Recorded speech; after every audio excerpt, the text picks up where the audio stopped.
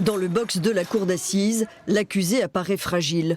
Mais c'est d'une voix assurée qu'elle se présente. Mireille Tournier est cash, directe et surtout lucide. Aucune situation de sa vie n'est édulcorée, même quand c'est à son détriment. Elle décrit sa vie et assume tout.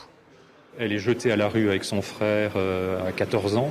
Elle se réfugie chez son père qui les remet dans le train, qui ne veut pas les voir. Une vie en foyer et c'est le seul moment de sa vie qu'elle considère comme agréable. Et à chaque fois, la violence pratiquement par toutes les personnes qu'elle rencontre. Mais elle ne cherche aucune excuse. Elle ne cherche aucune excuse, non.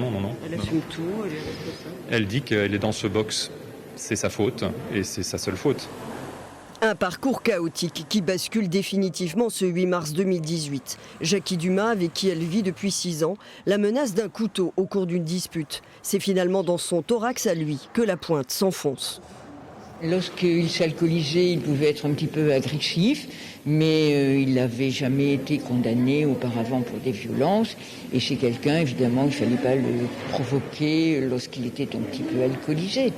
C'est tout, mais c'était quelqu'un qui avait un parcours tout à fait normal et donc tout le monde dit que c'était un garçon doux, gentil et travailleur.